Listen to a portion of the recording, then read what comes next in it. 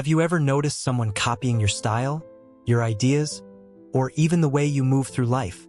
That moment when you see your unique spark reflected in someone else can feel like a theft, or maybe a compliment. But what if it's neither? What if it's a mirror revealing something deeper about your impact on the world? Welcome to ZenLite 8, where we dive into the timeless wisdom of Stoicism to uncover what it truly means when people copy you, and how to transform that experience into unshakable inner strength. Let's explore together the essence of being copied, a mirror of your light. Picture this. You're walking your path, pouring your heart into your work, your words, your way of being. Maybe it's the way you craft a story, the cadence of your voice in a meeting, or the quiet resolve you show when life throws curveballs. Then, one day, you notice someone else echoing you. They're borrowing your phrases, mimicking your style, or even chasing the same dreams you've carved out through sweat and solitude. Your first instinct might be to clench your fists, to feel a sting of violation, as if someone's reached into your soul and walked away with a piece of it. But what if that moment isn't theft at all? What if it's a signal, a quiet, undeniable sign that your presence ripples further than you realize? Welcome to the Stoic Lens, where being copied isn't a loss but a revelation, a chance to see your influence and your responsibility in a new light. In the Stoic tradition, inspired by Marcus Aurelius, being copied is not about someone stealing your essence. It's about them being drawn to your clarity, your strength, your unwavering commitment to your path. It's as if you've lit a torch in a darkened room, and others, consciously or not, are reaching for that glow. Sometimes, their imitation is a silent nod of admiration, a confession that your way of moving through the world has stirred something in them. They see how you rise after setbacks, how you speak with intention, how you build something meaningful with steady hands, and they want to carry a piece of that with them. It's not always about taking, it's about seeking. Think of a young musician who listens to her favorite artist, learning their chords, their rhythms, not to steal their songs, but to find her own voice through their inspiration. That's the beauty of influence. It's a spark that leaps from one soul to another, not a possession to be hoarded. But let's not romanticize it too much.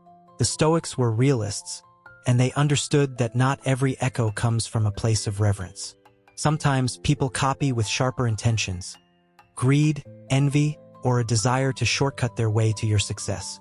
Maybe it's a colleague who lifts your project proposal verbatim, passing it off as their own to climb the corporate ladder. Or an online creator who repurposes your content without credit, chasing clicks while you're left wondering how to pay your bills. These moments sting, and they're not trivial. When your livelihood depends on your originality, when your ability to put food on the table or keep the lights on hinges on what you've built with your own hands, this kind of imitation can feel like a betrayal. The Stoics don't ask you to brush it off as nothing. They ask you to face it with courage and discernment, to protect what's yours without letting bitterness take root. It's about standing firm, like a lighthouse weathering a storm, guiding ships to safety even when the waves crash hard. Consider the story of Sarah, a small-town baker who spent years perfecting her sourdough recipe. Her bread wasn't just food. It was a labor of love, a symbol of her resilience after losing her job and starting over. Locals lined up at her shop every morning, drawn to the warmth of her loaves and her quiet kindness. Then a rival bakery opened across town, and soon they were selling a loaf that looked and tasted eerily like hers. Customers whispered about it, and Sarah felt a knot in her chest. Anger, yes, but also fear that her little dream was slipping away. Instead of lashing out, she took a breath, the kind Marcus Aurelius might have taken before writing in his journal. She spoke to the rival baker, calmly but firmly, and learned they'd hired one of her former apprentices, who'd shared her recipe without permission. Sarah could have sued, could have raged online, but she chose a different path. She protected her business by trademarking her brand, then doubled down on what made her unique. Not just her bread, but the story behind it, the care she poured into every need.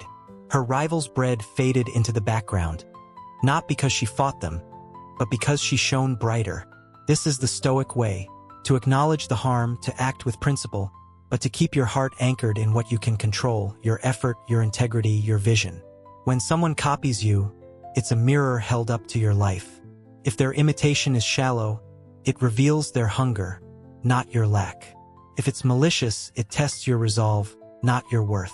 And if it's genuine, it's a reminder that your light reaches further than you know.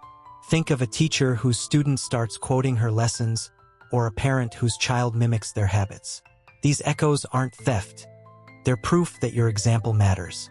In a culture obsessed with standing out, where social media screams for attention and originality feels like currency, the Stoic perspective is a quiet rebellion.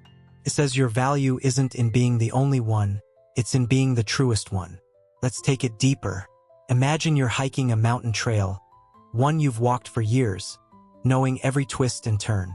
One day, you see footprints overlapping yours, signs that someone's following your route. You could feel territorial, as if the trail belongs to you, but the mountain doesn't care about ownership. It's there for anyone who dares to climb. Your job isn't to gatekeep the path, it's to keep walking it well, to leave markers for others, not to claim the summit as yours alone. In life, when people copy you, they're often just trying to find their own way up. Some might cut corners, hoping to reach the peak without the grind. Others might genuinely want to learn, to trace your steps until they discover their own stride. Either way, their journey doesn't diminish yours. Your trail is yours because of how you walk it, not because no one else does. This truth hits home in today's world, where ideas spread faster than ever.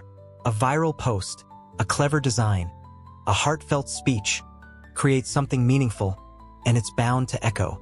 Look at figures like Maya Angelou, whose words about resilience and hope have been quoted endlessly, often without attribution. Did she lose her power because others borrowed her voice? No, her light only grew stronger, touching lives she'd never meet. That's the paradox of influence. The more it's shared, the more it grows, like a river that widens as it flows. When you live with purpose, your impact isn't confined to what you can hold. It's in what you release into the world. Yet, there's a shadow side we can't ignore. When copying crosses into exploitation, say, a corporation ripping off a small artist's design or a friend claiming your idea as their own, it's not just personal. It's a challenge to justice. The Stoics weren't passive doormats. They believed in defending what's right, but with a clear mind, not a vengeful heart. If you're an entrepreneur whose brand is being undercut, or a creative whose work is being plagiarized, take action. Protect your boundaries, seek fairness, but don't let the fight define you. Your peace is worth more than their punishment. The goal isn't to win a battle. It's to keep building a life that no imitation can shake. So, when you catch someone copying you, pause. See it for what it is. A sign that you're leaving footprints, that your light is reaching corners you can't see. Whether their echo comes from awe, envy, or something in between, it's a call to keep going, to refine your craft, to live so authentically that no shadow can outshine you. But this is only the beginning of the Stoic journey through imitation. What happens when that mirror of influence reflects not just your light, but your responsibility to wield it wisely? Let's step into that question next, where the true weight of being a beacon comes into view. Influence as a sacred responsibility. You've felt it, haven't you? That quiet moment when you realize someone is watching you, not just glancing, but studying. Maybe it's a friend who starts adopting your morning routine, a coworker who echoes your approach to problem solving, or even a stranger who quotes something you said without knowing it came from you. In that instant, you're no longer just living for yourself. You've become a mirror, reflecting something others want to see in themselves. This is the heart of influence, and through the Stoic lens of Marcus Aurelius, it's not a crown to wear, it's a responsibility to carry. When you live by your values, you don't just shape your own path. You light a trail for others, often without even trying. But here's the deeper truth. That light isn't yours to claim. It's a gift you're entrusted to share. A silent duty to embody virtue so purely that it ripples outward, touching lives you may never know. Imagine a single pebble dropped into a still pond. The ripples don't ask for permission. They spread, touching every shore, stirring every leaf that floats nearby. That's what it's like when you live with intention. Your choices, how you handle a tough day, how you speak kindly when you're exhausted, how you keep showing up when no one's clapping, create waves that others feel. They don't always tell you, Sometimes they don't even realize it themselves. But in the quiet corners of their minds, they're learning from you, absorbing how you navigate life's storms with grace. Think of a barista named James, who works the early shift at a bustling coffee shop in Seattle. He's not famous, not rich, but every morning, he greets each customer with a genuine smile, remembers their names, and listens when they share a quick story about their day. Over time, his coworkers start doing the same. Regulars linger longer, not just for the coffee but for the warmth. James doesn't set out to change anyone. He's just being himself, living by a simple code of kindness. Yet his presence shifts the entire shop's rhythm, proving that influence doesn't need a stage. It needs sincerity. This is what the Stoics understood.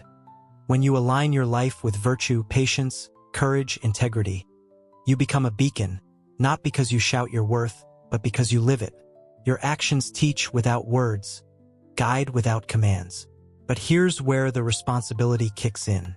If you're a mirror, what are you reflecting? Are you showing others a path toward resilience? Or are you unwittingly modeling stress, haste, or pride? The Stoics didn't chase followers, they chased clarity, but they knew their clarity could shape others. Take Maria, a high school teacher in Chicago who faced burnout after years of overcrowded classrooms and endless grading.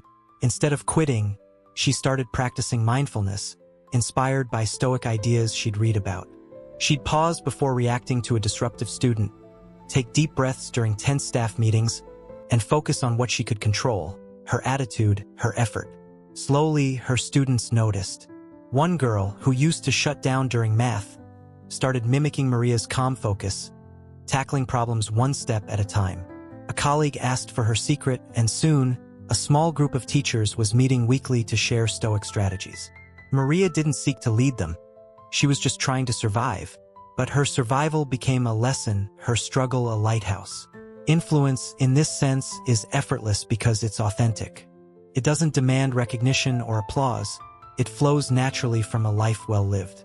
The Stoics weren't interested in being noticed. They were interested in being right, in aligning their souls with reason and virtue. When you live that way, people don't just copy your habits. They're drawn to your essence, to the quiet strength that holds you steady when the world shakes. But this raises a question. How do you wield that influence without letting it define you? In a world where likes, shares, and followers can measure your worth, it's easy to crave the spotlight, to feel validated when others mimic you. Yet the Stoics warn against this trap. Influence isn't the goal, it's the byproduct. Your aim is to live so truthfully that others can't help but notice, but you don't bend your path to court their gaze. Consider the modern influencer culture, where people curate perfect lives online, chasing trends to stay relevant. Contrast that with someone like Fred Rogers, the beloved host of Mr. Rogers' Neighborhood. He didn't chase fame. He spoke softly, shared simple truths about kindness and self-worth, and lived those truths off-screen.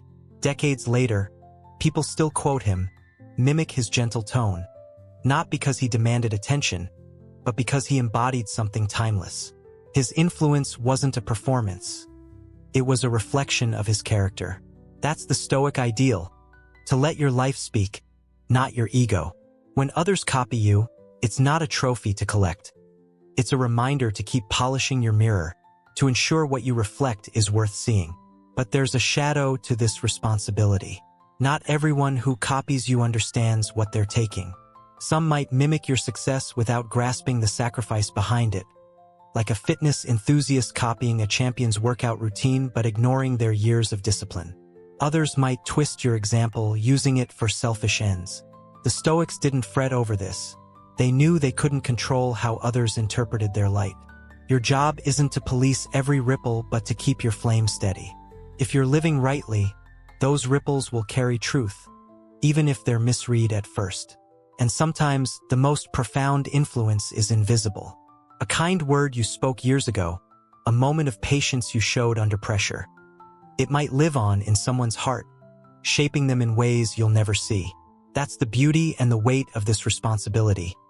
You're shaping the world, not for credit, but for the sake of what's right.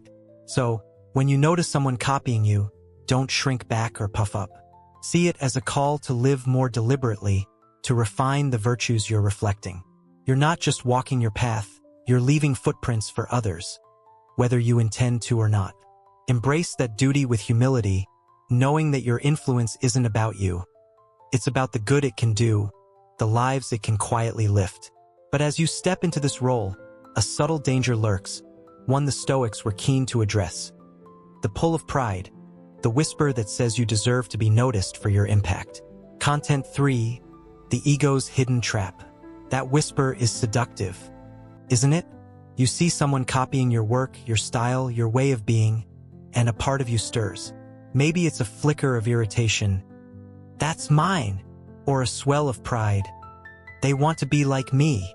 It's human to feel this tug, to sense a boundary crossed or a spotlight earned. But the Stoics, ever clear-eyed about the heart's deceptions, saw this as a trap, one that could pull you away from the very virtues that made you worth copying in the first place. Ego is a cunning thief, disguising itself as justice or validation, urging you to cling to your uniqueness like a treasure. Yet Marcus Aurelius and his fellow Stoics offer a radical antidote. Let go. Don't defend your image. Deepen your character. When someone copies you, it's not a threat to your worth. It's a chance to rise above the noise of pride and anchor yourself in principle. Picture yourself as a sculptor, chiseling away at a block of marble to create something true. You've labored for years, shaping your life with care. Every choice, every sacrifice, a deliberate stroke. Then someone comes along, tracing your lines, claiming your design as their own. Your first instinct might be to guard your work, to shout, "I made this!" But the Stoics ask you to pause and look inward. That urge to protect your creation, is it about the sculpture itself, or about being seen as its maker? Ego whispers that you're owed credit, that your value lies in being the original. But the Stoic knows better. Your value lies in the act of sculpting, in the quiet discipline that shapes you, not in the applause for what you've shaped. This trap is everywhere in our world today. Social media amplifies it, turning every idea, every post, into a battleground for recognition. Think of a graphic designer named Alex, who pours his heart into a logo for a local nonprofit. It's a hit. Clients love it, the community shares it. Then he sees a competitor using a near-identical design, raking in profits without a nod to his work. Alex's blood boils. He wants to call them out, to demand credit, to prove he was first. It's a natural response. Nobody wants their effort erased. But as he stews, he remembers a Stoic principle he'd read. You have power over your mind, not outside events. The competitor's actions are beyond his control, but his reaction isn't. Instead of raging online, Alex channels his energy back into his craft. He creates something new, even better, and shares it with the nonprofit for free.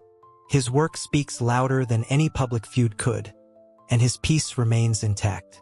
That's the Stoic victory, not winning the argument but mastering the self. Ego doesn't just flare when imitation feels like theft. It can creep in when copying feels like flattery. 2. Imagine you're a mentor at a community center, teaching kids how to code.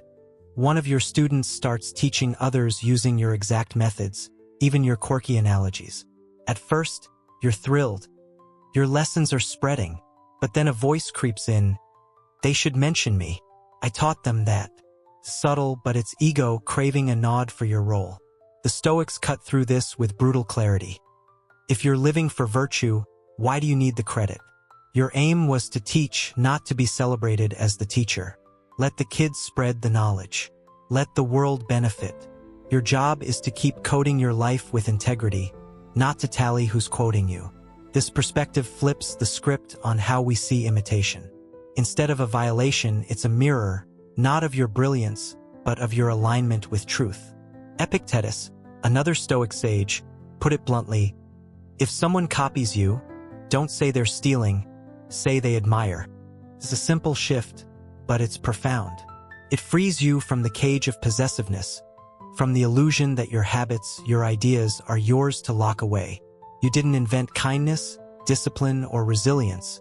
You're just expressing them, as countless others have before you. Marcus Aurelius drew from Epictetus, who drew from Zeno, and so on. Wisdom isn't owned. It's shared, passed like a torch from one runner to the next. When someone copies you, they're joining that relay, carrying your spark forward. Why resent the fire for spreading? But let's be real, letting go of ego isn't easy. It's a daily practice, a choice to release the need for validation. Think of a writer named Emily, whose blog about mental health gains a small but loyal following. Her raw honesty about anxiety resonates, and soon other bloggers start echoing her themes, her phrasing, even her aesthetic. At first, Emily feels flattered, but then she notices her traffic dipping while there's climbs. The old instinct kicks in. They're stealing my voice. She drafts a fiery post exposing them, but before hitting publish, she pauses. She remembers Seneca's advice. The best revenge is to be unlike him who performed the injury. Instead of fighting, Emily writes a new piece, deeper and truer than ever, sharing a story she'd never told before. Her readers respond not because she called out her imitators, but because she stayed true to her purpose. Her voice grows stronger, not louder, and her ego fades into the background. This is the Stoic challenge, to see imitation as a call to refine, not defend. Ego wants you to clutch your originality, to build walls around your identity. But walls make you smaller, not bigger. When you let go, you expand. You realize that being copied doesn't take away from your journey. It multiplies the good you're doing. It's like planting a seed and watching it grow in someone else's garden. You don't own the tree, but you helped it take root. That's legacy, not loss. And the more you release the need for credit, the freer you become to focus on what matters. Living so well that your actions speak for themselves. In our culture, we're taught to stand out, to be the first, the only. But the Stoics weren't chasing uniqueness, they were chasing truth. Truth doesn't need a copyright. It needs a vessel. When you embody it, others will notice and some will try to carry it too. Let them. Your job isn't to guard your light. It's to keep it burning, steady and clear, no matter who draws near. But this freedom from ego leads to another question, one the Stoics pressed hard. If you're not living for recognition, what are you living for? How do you stay grounded when the world's applause, or its theft, tries to pull you off course? That's where we turn next, to the deeper anchor of purpose and the life you're called to live, copied or not. Detaching from the need for recognition. There's a quiet freedom in letting go of the world's applause. It's like stepping out of a crowded room, where everyone's shouting for attention, and finding yourself under an open sky, breathing deeply for the first time. In the Stoic philosophy of Marcus Aurelius, this freedom is the heart of a well-lived life. The Stoics didn't chase praise, didn't measure their worth by who noticed them or who copied their ways. They acted for the sake of the action itself, for the clarity of aligning their souls with truth. When someone copies you, your words, your work, your way of being, it's tempting to feel you're owed something. A nod, a thank you, a spotlight. But the Stoic path asks you to release that expectation, to find your center not in recognition but in authenticity. To live so truly that your thoughts and deeds are one. That's where real originality lies, not in standing apart but in standing whole. Imagine you're a painter, brushing colors onto a canvas in the quiet of your studio. Each stroke is deliberate, born of years spent honing your craft, wrestling with self-doubt, and finding beauty in the ordinary. You hang your work in a local gallery, and soon, someone else starts painting in your style. Same hues, same themes, same soft edges. Part of you might want them to say, "I learned this from you." Part of you might even want the crowd to know who came first. But what if you let that go? What if, instead of craving their acknowledgement, you returned to your canvas and painted something new, something truer? The Stoics teach that your worth isn't in the gallery's applause or the imitator's credit. It's in the act of painting, in the moment you bring truth to life through your hands. That's the kind of originality that can't be copied because it's not a surface trick, it's a state of being. This detachment isn't about dismissing your feelings. It's about mastering them.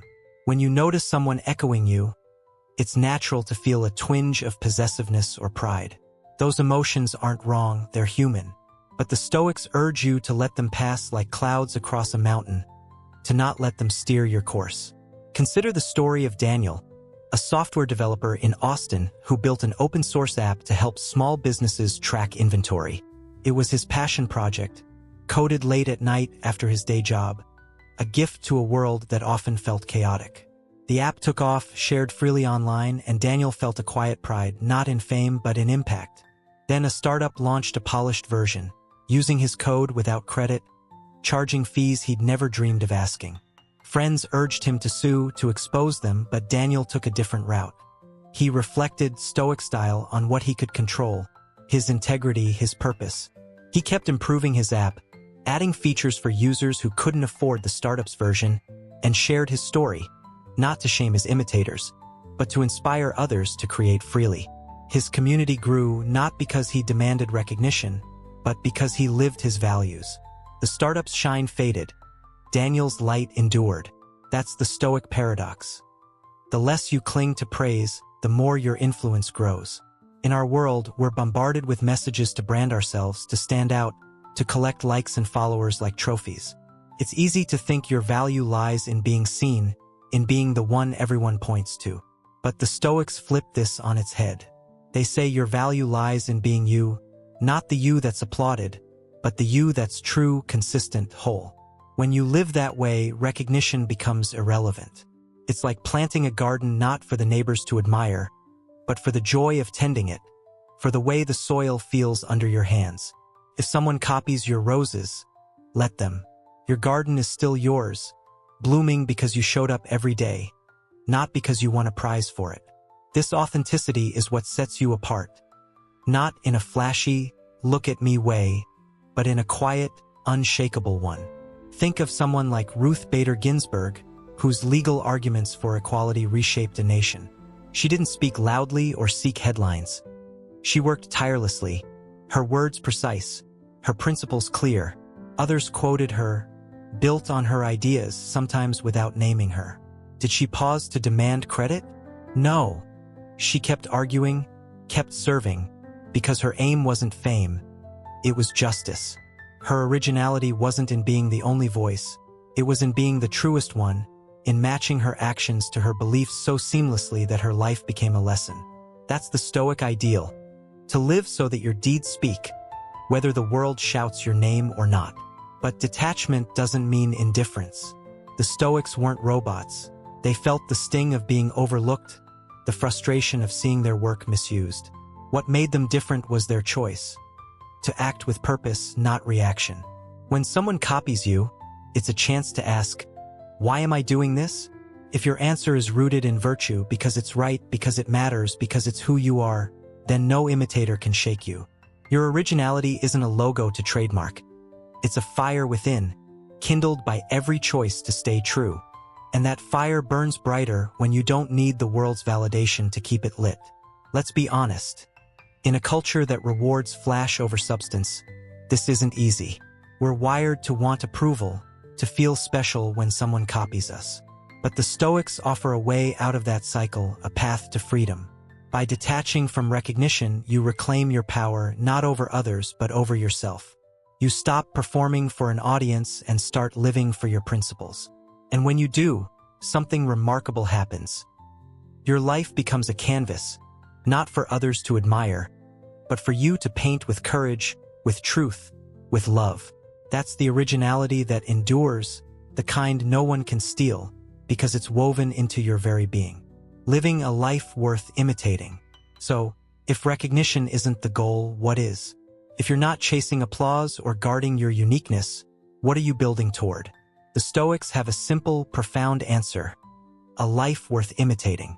Not because you want followers, not because you need to be seen, but because living with patience, integrity, and resilience is the truest expression of who you're meant to be.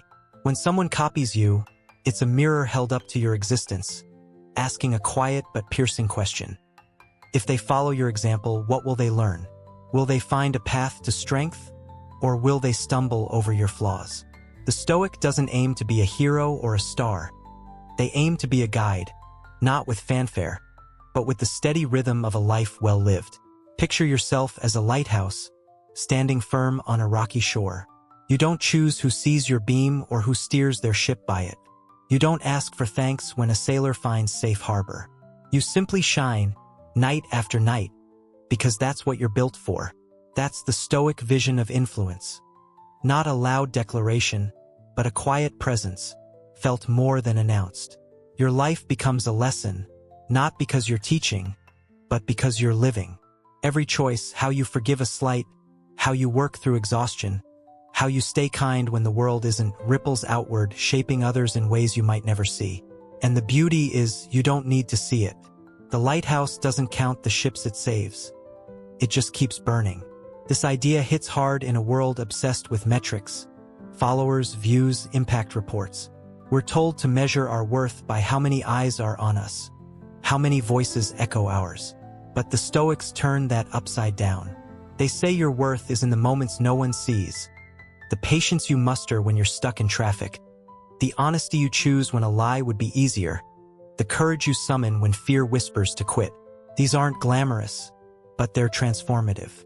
They're the threads that weave a life others can't help but notice, even if they never say it aloud. Take the story of Clara, a nurse in a busy Denver hospital. Her shifts are grueling, long hours, emotional weight, endless charts. Yet she moves through it all with a calm focus, taking time to listen to patients, to hold a hand when words fail. She's not chasing awards, she's just doing her job. But her colleagues see it.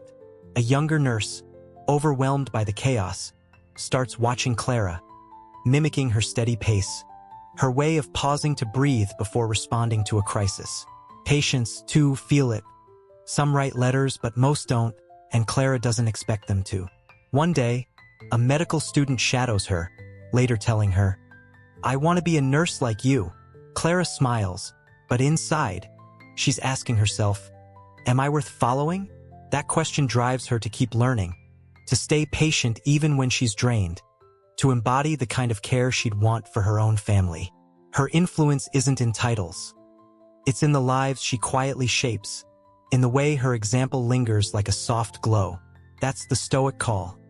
To live so that your mirror reflects something worth seeing. It's not about perfection, nobody's flawless, and the Stoics knew it. Marcus Aurelius wrote of his own struggles, his impatience, his doubts. But he kept returning to his principles, kept asking, "Am I living rightly?" That's the question to carry. If someone copied me today, my tone, my habits, my heart, what would they carry forward? Would they learn to persevere through hardship, to speak with care, to face failure with grace? Or would they echo my moments of haste, my lapses in kindness? This isn't about guilt, it's about growth. The Stoic sees imitation as a chance to refine, to polish the edges of their character so their light shines clearer. In practice, this means embracing the small, thankless moments. It's choosing to smile at the cashier after a rough day, not because they'll thank you, but because it's who you are. It's finishing a project with care, even if your name won't be on it, because integrity doesn't need a byline. It's forgiving someone who hurt you, not for their sake, but for yours, because resentment is a chain you refuse to wear. These choices don't make headlines, but they make you. They build a life that others feel even if they can't name why. Think of someone like John Lewis, whose quiet courage in the civil rights movement inspired generations. He didn't march for fame. He marched for justice, for love, for truth. People copied his resolve, his nonviolence, not because he demanded it, but because his life was a beacon, steady through storms. But here's the secret. You don't need to change the world to live this way. You don't need a platform or a movement. Your influence is in the everyday, in the way you listen when someone's hurting, the way you keep going when you want to quit, the way you choose hope over cynicism. It's in the coffee you pour for a tired friend, the extra mile you walk for a stranger, the silence you hold when anger tempts you to speak. These moments are your legacy, not because they're loud, but because they're true. And when someone copies them, they're not taking from you, they're joining you, carrying your spark into corners you'll never see. This kind of life doesn't shout its worth, it whispers it. It's not about being followed, but about being felt. You become a current, flowing through the lives around you, lifting them without effort because your roots are deep, your purpose clear. Yet, as you live this way, the Stoics point to something even greater, a connection to the universal order, a sense that your actions, however small, echo in the vast rhythm of existence. What does it mean to live not just for yourself, not just for others, but for something eternal? That's where we turn next, to the deeper truth of your place in the cosmos and the harmony that binds us all. Connecting to the logos, a universal harmony. There's a rhythm to the universe, a quiet pulse that hums beneath the chaos of our days. The Stoics called it the logos, the rational order that weaves through every star, every breath, every choice we make.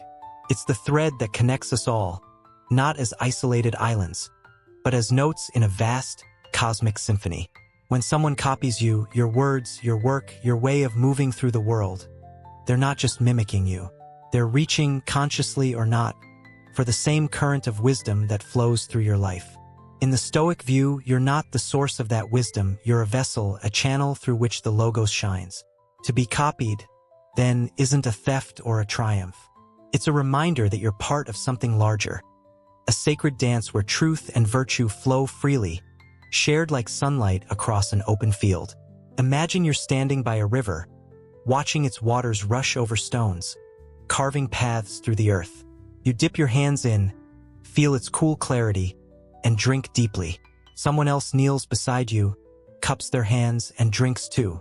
Do you resent them for tasting the same stream? Of course not. The river isn't yours to own. It's there for anyone who seeks it. That's how the Stoics saw virtue, wisdom, and truth. When you live with integrity, when you choose patience over anger, courage over fear, you're not inventing those qualities. You're drawing from the logos, the eternal spring that's nourished countless souls before you. When others copy you, they're not stealing your water.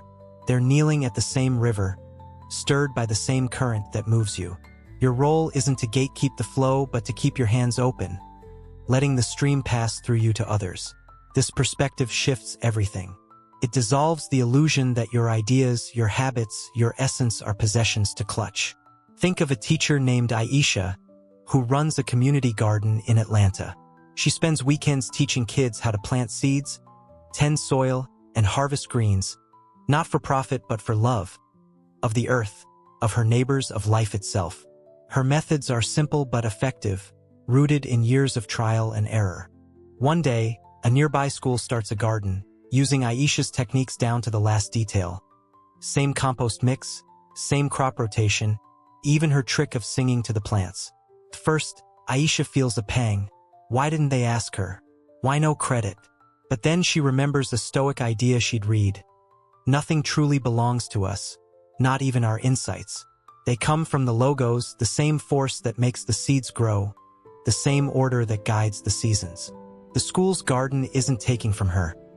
It's extending her spark, feeding more people, spreading more life. Aisha smiles, returns to her plot, and keeps planting, knowing her work is part of a larger harmony. This is the Stoic vision of influence.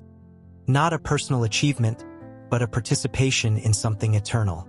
When you live by virtue, when you speak truthfully, act justly, endure patiently, you're aligning with the logos, vibrating with the universe's rhythm. Others feel that alignment, even if they don't name it. They see your calm in a crisis, your kindness under pressure, and they're drawn to it like moths to a flame. Sometimes they copy you deliberately, studying your habits to find their own way. Other times, it's unconscious. They echo your tone, your choices, because your presence resonates with a truth they crave. Either way, it's not about you. It's about the logos moving through you, stirring them, connecting you both in a pattern far greater than any single life. Let's take it deeper. Picture a jazz musician, improvising in a smoky New Orleans club. Each note she plays flows from years of practice, but also from something bigger. Call it soul, call it the muse, call it the logos. Another musician hears her, picks up her riffs, weaves them into their own songs. Does she demand ownership of the melody?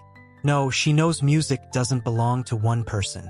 It's a shared language, born from countless players before her, passed on to countless more after. That's how the Stoics saw life's virtues. When you embody them, you're not the composer. You're the instrument, playing your part in a symphony that's been unfolding since time began. To be copied is to hear your notes echoed, to know the song continues, carried by another's hands. This connection to the logos frees you from pride and possession. In our world, we're taught to brand our ideas, to copyright our creations, to claim mine in 1,000 ways. But the Stoics saw through that illusion. Your body, your thoughts, your achievements, they're all borrowed, fleeting gifts from the universe, meant to be used well and let go. When someone copies you, they're not taking what's yours. They're joining the same eternal flow, drinking from the same stream. This doesn't mean you ignore injustice, we'll get to that soon, but it means you don't cling to your influence like a trophy. You let it move like breath, like water, like light, and in that letting go, you find a quiet reverence, a sense of being part of something vast and unbroken. Consider someone like Rachel Carson, whose book Silent Spring woke the world to environmental harm. Her ideas spread, quoted by activists, scientists, even politicians, often without her name attached. Did she fight for credit? No.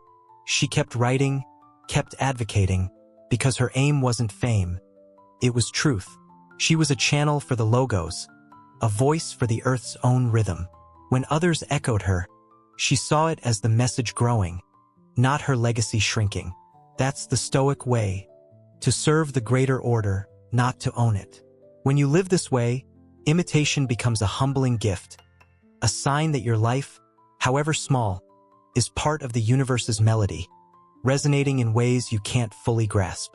So, when you see someone copying you, pause and feel the logos at work. You're not diminished by their echo, you're affirmed, not as a star, but as a note in the cosmic song. Your job isn't to claim the tune, but to keep playing it well, to stay true to the rhythm that guides you. But what happens when that rhythm is disrupted, when copying turns harmful, threatening your peace or your purpose? That's where the Stoics offer practical wisdom, not just lofty ideals, to navigate the messy reality of human nature. Responding when copied, wisdom in action.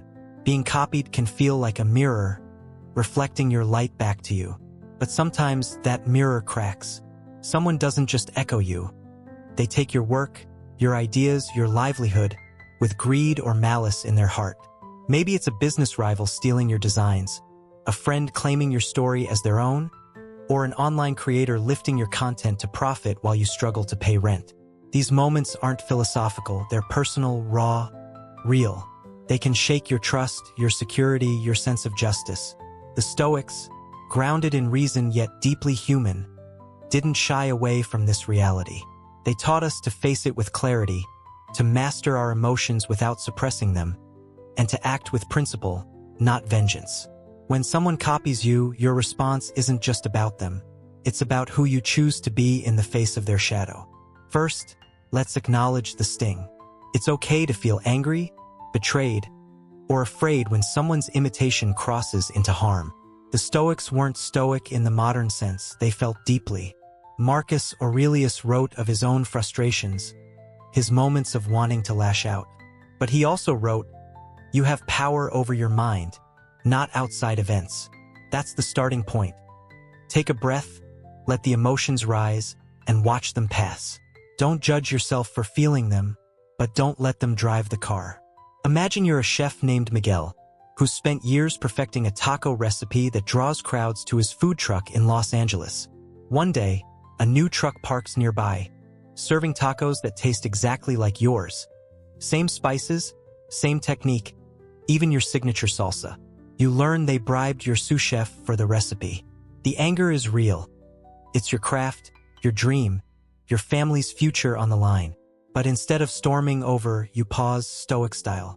You feel the heat in your chest, name it, and let it settle. What matters now isn't the fire. It's the step you take next. That step begins with clarity. Ask yourself, is this imitation a threat or just a bruise to my pride? If it's the latter, the Stoics urge you to let it go. Pride is a trap, whispering that you're owed credit for your tacos, your ideas, your light. But if the threat is real, if it endangers your work, your family, your ability to keep creating, then action is not just allowed. It's required. Stoicism isn't passivity. It's strength in restraint, not strength without response. For Miguel, the threat is economic. His customers are dwindling, his truck's future at risk. So he acts calmly but firmly. He consults a lawyer, protects his brand, and posts a transparent story online. Not to shame the rival, but to share his journey, his love for his craft. His community rallies not because he fought dirty, but because he stood tall. His tacos sell out again, not out of pity, but out of respect for his integrity. This is the Stoic balance. Protect your boundaries without losing your peace. If someone's copying you out of ignorance, say a young artist mimicking your style because they're still finding theirs, meet them with guidance, not judgment. Think of a photographer named Lena, whose vibrant street portraits go viral on Instagram. A teenager messages her, sharing photos that copy Lena's angles, her filters almost exactly. Instead of scolding, Lena replies with encouragement, offering tips to develop a unique voice. The teen blooms, crediting Lena later as their inspiration. That's Stoic wisdom in action. Turning a potential conflict into a connection. Seeing imitation as a chance to lift someone up rather than tear them down. But when copying comes from envy or greed, the Stoics advocate a different path. Silence, not surrender. Let your actions speak. If someone's trying to profit off your work, like a coworker stealing your pitch to impress the boss, don't waste energy on outrage. Rise higher, work harder, shine brighter. Imagine a writer named Sam, whose novel outline is taken by a colleague who pitches it as their own to a publisher. Sam's tempted to confront them to expose their theft, but he remembers Seneca's counsel. The best revenge is to be unlike him who performed the injury. Instead of fighting, Sam writes a new story, pours his soul into it, and submits it himself. It gets picked up not because he battled his colleague, but because he trusted his craft. His colleague's pitch fizzles, hollow imitations often do, while Sam's work endures, rooted in truth. This approach isn't about ignoring injustice. It's about transcending it. In our world, where public shaming is a click away, it's easy to want to call out every wrong. But the Stoics knew that true power lies in composure, not chaos. If you must act, legally, publicly, or privately, do so with dignity, not spite. Protect your work, your rights, your peace, but don't let the fight define you. Your goal isn't to punish, it's to persevere, to keep creating, to stay aligned with the logos that guides you. Let your rivals exhaust themselves chasing shadows, while you build something solid, something true. For Miguel, Lena, Sam, the answer wasn't in controlling others, it was in controlling themselves. They faced the harm, acted with principle, and let their work outshine the noise. That's the Stoic response to being copied. Not a reaction, but a resolution. You don't need to shout your worth when your life whispers it clearly. And when you live that way, imitation becomes irrelevant. Not because it stops, but because it can't touch what's real within you. But this raises a deeper question. What happens when copying turns into rivalry, when admiration sours into competition? How do you stay steady when others try not just to echo you, but to outrun you? That's where we turn next, to the Stoic art of rising above the race, of building a legacy that no shadow can dim. When imitation turns to rivalry, rising above the race. There's a moment when copying shifts, when the mirror of someone's imitation tilts and sharpens into something else. Competition. It's no longer just about them echoing your style or ideas. It's about them trying to outshine you, to claim your place, to run faster on the path you've carved. Maybe it's a colleague who starts mimicking your work, then angles for the same promotion. Or a friend who adopts your vision, only to pitch it louder, chasing the spotlight you never sought. That shift can sting, stirring a quiet fire in your chest. Part anger, part fear, part temptation to fight back. But the Stoics, with their steady gaze on what truly matters, offer a different way. When imitation becomes rivalry, don't stoop to their game. Don't dim your light to outshine theirs. Instead, live with such clarity, such authenticity, that their chase reveals their own emptiness, while you build something unshakable, rooted in truth. Imagine you're a runner on a long, winding trail, your breath steady, your strides purposeful. You've trained for this not for medals, but for the joy of the run, the feel of the earth under your feet. Then you hear footsteps behind you, someone matching your pace, then pushing harder, elbowing past as if there's only room for one at the finish line. Your instinct might be to sprint, to prove you're faster, to reclaim your lead. But the Stoics pause here, whispering wisdom from Marcus Aurelius. The best revenge is to be unlike him who performed the injury. Rivalry is a shadow, a distraction from your true race, the one against yesterday's version of yourself. When someone copies you to compete, they're not running your trail. They're lost in their own, chasing a prize you never valued. Your job isn't to race them. It's to keep running, truer, steadier, toward the horizon only you can see. This is easier said than done, especially in a world that thrives on comparison. We're surrounded by scoreboards, social media metrics, workplace rankings, even subtle tallies among friends. When copying turns to rivalry, it's tempting to play the game, to sharpen your edges, to prove you're the original. But that's where the Stoics cut through the noise. They remind you that competition built on envy or pride is a house of cards, destined to collapse under its own weight. Those who copy to outdo you are often wrestling with their own insecurities, trying to fill a void by borrowing your light. Their struggle isn't your burden. It's a mirror of their unrest, not a measure of your worth. Consider the story of Elena, a ceramicist in Portland who crafts delicate, hand-thrown mugs that sell out at local markets. Her designs are unique, inspired by the Pacific Northwest's forests, soft greens, earthy textures, each piece a quiet poem. A fellow vendor, noticing her success, starts selling similar mugs, undercutting her prices and boasting about their original work. At first, Elena's heart races. She feels betrayed, her livelihood threatened. She imagines confronting them, exposing their imitation to the market crowd. But instead, she turns inward, Stoic style, asking, "What can I control?" She can't stop their copying, but she can deepen her craft. Elena experiments with new glazes, hosts workshops to share her process, and tells her story. Her mugs aren't just products. They're pieces of her heart, her connection to the land. Customers feel that truth and her sales grow, not because she fought her rival, but because she stayed true to her vision. The other vendors' mugs fade into the background, hollow without the soul Elena pours into her work. This is the Stoic way, to let authenticity be your answer. When rivalry rears its head, don't lower yourself to petty battles. Don't mimic their tactics or chase their noise. Instead, build with intention, with depth, with a clarity that no imitation can match. The Stoics knew that truth ages well. While shallow copies may glitter for a moment, they crack under scrutiny. Your rival might sprint ahead, waving their borrowed ideas, but their foundation is sand. Yours is stone, laid brick by brick through discipline, sacrifice, and purpose. Let them run themselves ragged. You keep building, slow and steady, knowing that what's real endures. This doesn't mean ignoring the harm. If their competition threatens your work, your income, your dreams, your ability to create, act with resolve.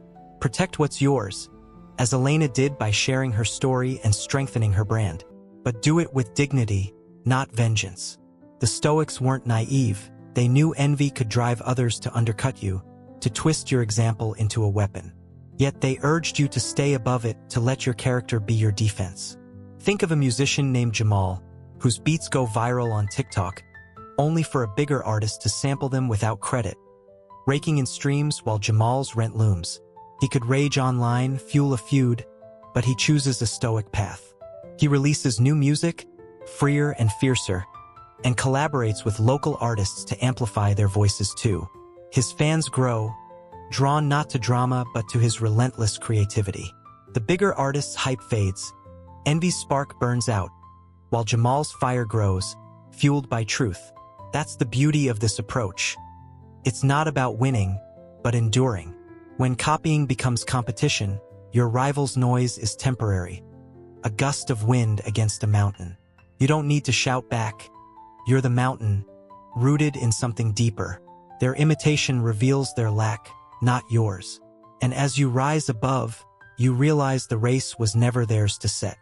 You're running toward mastery, toward a life so aligned with your values that no shadow can dim it. But how do you sustain that alignment, day after day, when the world tempts you to stray? Daily practices to anchor your soul. Living this way, above rivalry, rooted in truth, takes more than insight. It takes practice, a quiet commitment to shape your days with intention. The Stoics didn't just preach philosophy. They lived it, weaving habits into their routines to stay grounded, to keep their eyes on virtue no matter who copied or competed. These weren't grand gestures but small, deliberate acts, like stones laid carefully to build a path. When someone copies you, turning their echo into rivalry, these practices become your anchor, reminding you who you're living for. Not the crowd, not your rivals, but the person you're called to become. Here are 4 Stoic habits to carry into your mornings, evenings, and the quiet spaces in between. Each a step toward a life so steady that imitation, competition, or praise can't shake it. First, start your day with morning journaling. Picture yourself at a kitchen table, sunlight spilling through the window, a notebook open before you. Ask 2 questions. Who am I living for today, my ego or my example? And what legacy do I want to shape with my actions, whether anyone notices or not? Write without censoring, letting the words flow like a conversation with your deeper self. This isn't about planning your to-do list. It's about setting your compass. Imagine a social worker named Priya, who begins each morning this way, reflecting on her purpose amid a demanding job. One day, a colleague copies her outreach program, claiming it as their own to win a grant. Priya's journal helps her see the truth. She's not working for credit, but for the families she serves. That clarity keeps her focused, her heart open, her work undimmed by rivalry. Your journal can do the same, grounding you in purpose before the world's noise creeps in. Second, end your day with evening reflection. As the stars emerge, sit quietly and look back. Ask, did I react to being copied or to anything with pride, irritation, or grace? Then dig deeper.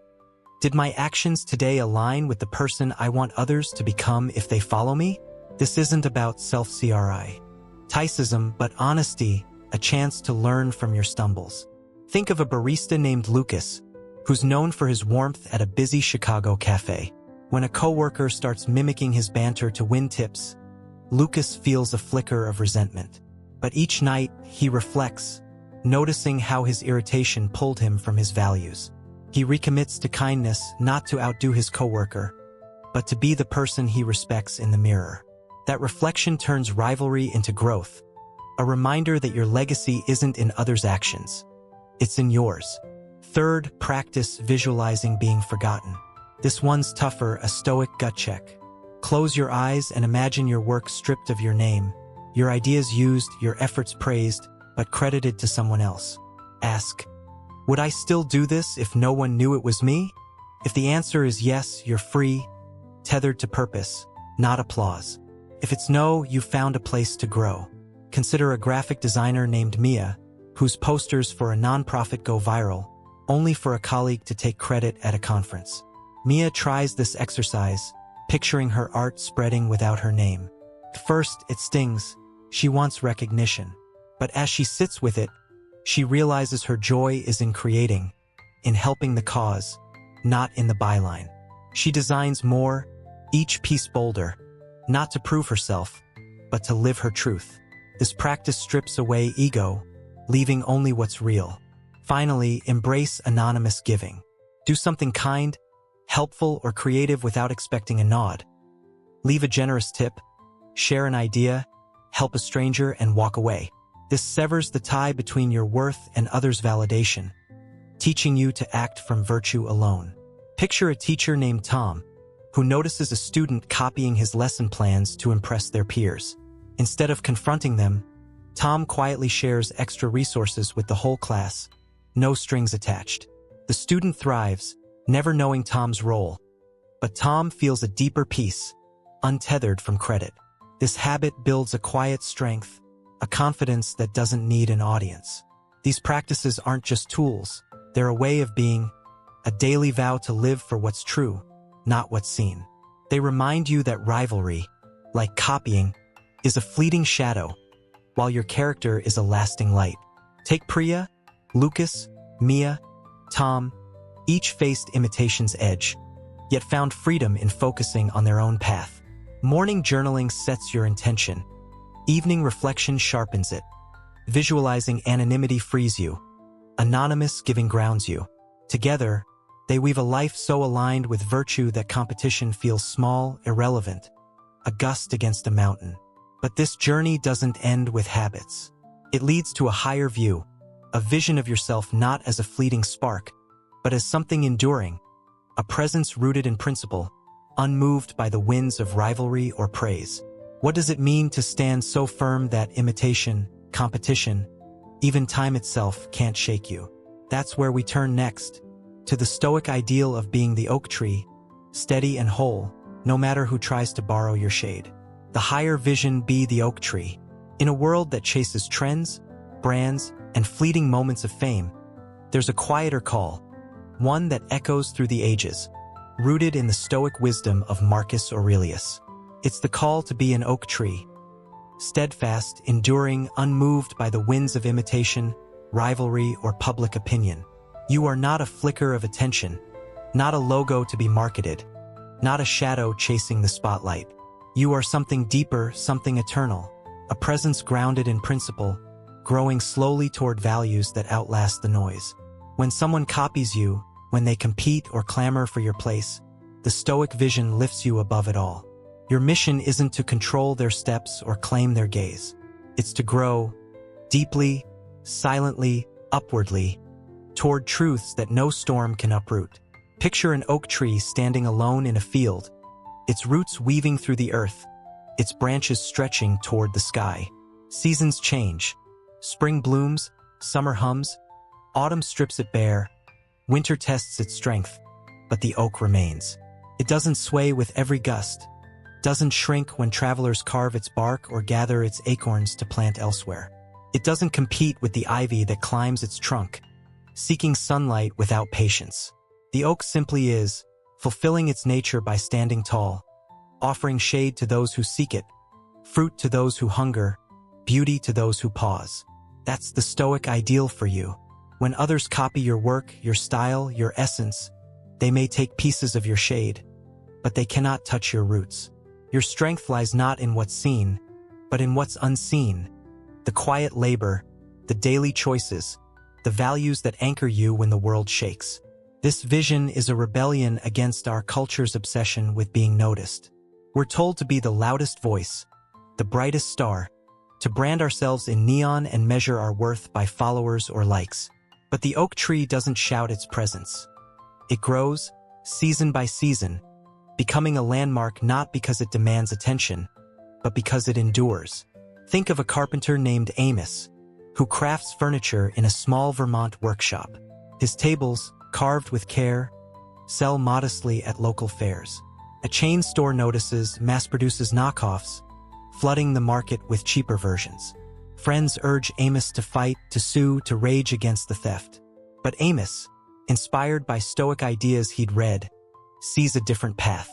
He keeps crafting, each piece more soulful, each table a story of his hands, his heart. Customers return, not for his name, but for the weight of his work, its truth, its permanence. The chain's copies fade, disposable in their haste, while Amos's tables stand like oaks, timeless in their craft. That's the power of being the oak tree. You don't need to chase relevance, because what's real never fades. When others imitate you, whether out of admiration, envy, or ambition, they're reaching for your leaves, your fruit, but they cannot replicate the decades of stillness beneath your bark. Your mission is to keep growing, not to police who takes from you. This doesn't mean ignoring harm. If imitation threatens your livelihood, act with clarity, as Amos did by refining his craft and sharing his story. But it means refusing to let their actions define you. The Stoics taught that external events, copying, rivalry, even betrayal, are beyond your control. What's yours is your response, your growth, your roots. Let others scramble for the surface. You dig deeper, toward values that endure: integrity, resilience, truth. This higher vision reshapes how you see imitation. When someone copies you, it's not a theft. It's a sign that your presence matters, that your shade reaches further than you know. But it's also a test. Will you cling to your image, or will you grow beyond it? Consider someone like Toni Morrison, whose novels wove stories of Black life with unmatched depth and beauty. Her voice inspired countless writers, some who echoed her style without credit, others who competed for her literary crown. Did she pause to guard her legacy? No. She kept writing, kept teaching, kept rooting herself in the truths she served. Her work became an oak tree, not because it stood alone, but because it stood true, offering shelter to generations. When you live this way, imitation becomes irrelevant, not because it stops, but because it can't shake what's eternal within you. Let's bring it closer to home. Imagine you're a community organizer, like Maya, who builds a youth program in Detroit to teach coding and confidence. Your workshops thrive, drawing kids who find purpose in lines of code. A rival group copies your model, markets it flashier, pulls funding away. The temptation is there to fight, to prove you're better, to reclaim your turf. But Maya, steeped in Stoic thought, chooses growth over rivalry. She refines her program, mentors her kids to lead, shares her resources freely. Her program endures not because she won a battle, but because she built something real, roots that no competitor can uproot. The rival's flash fades.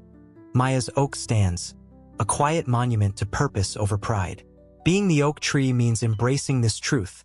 Your legacy isn't in what others say about you, but in what you cultivate within. It's in the moments you choose patience over haste, kindness over anger, depth you'll surface. It's in the way you rise after falling, not to prove a point, but to honor your path. The world may copy your leaves, compete for your light, but they cannot touch the roots you've grown in silence. The discipline of early mornings, the courage of unseen battles, the love that fuels your work. That's your strength, your eternity, your oak. And as you stand tall, you realize your mission was never to control the forest. It was to grow, to offer, to be. This journey through the Stoic lens, from seeing copying as a mirror of your influence, to rising above rivalry, to rooting yourself as an oak tree, reveals a profound truth. When others imitate you, it's not about theft or triumph. It's about your place in the eternal flow of the logos, your chance to live so authentically that your life becomes a whisper of virtue, echoing beyond your name. Marcus Aurelius didn't write for fame. He wrote to align his soul with reason, to navigate a world that often felt unsteady. When we face imitation, we're invited to do the same. To let go of ego, to act with principle, to grow toward values that outlast the noise. Each echo, whether it's admiration, envy, or competition, is a call to deepen, not defend, to shine, not shout, to be the oak tree, not the fleeting breeze. What does this mean for us today, in a world that's louder, faster, more connected than ever? It means choosing presence over performance.